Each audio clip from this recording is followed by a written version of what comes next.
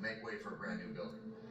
It's a routine job. They're mostly there to measure things. But then they peer into a gap between two old buildings, and they find that it's packed with trash.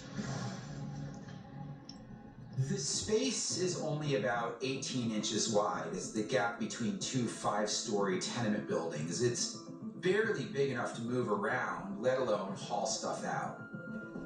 As they start clearing debris, they see something that's a bit out of place.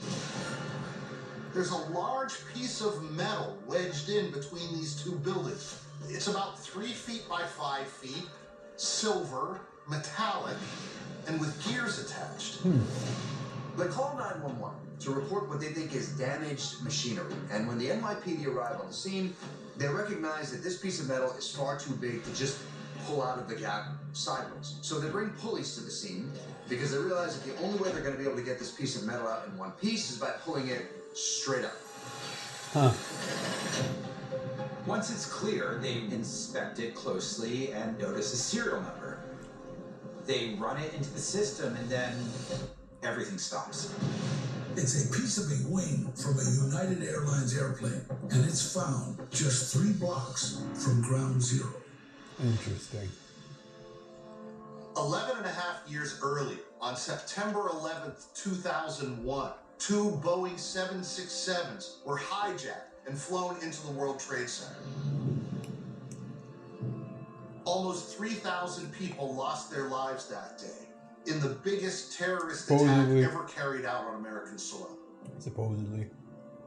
In the months after the attack, Ground Zero was meticulously combed over. Debris was sorted, cataloged, and cleared.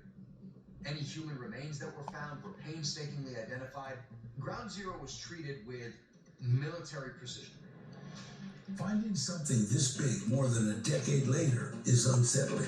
So investigators re-examined the site to make sure nothing else was overlooked. No such thing as a coincidence. The NYPD locks down the site, and forensic teams come in to search the area. After a thorough examination by the medical examiner, no human remains are found.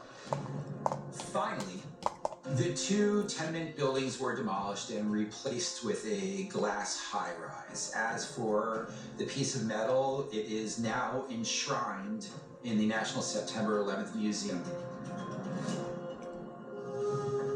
While disaster often leaves devastation behind, sometimes they also reveal big secrets. In the coastal town of Mahabalipuram, India, a group of fishermen are starting their day as usual.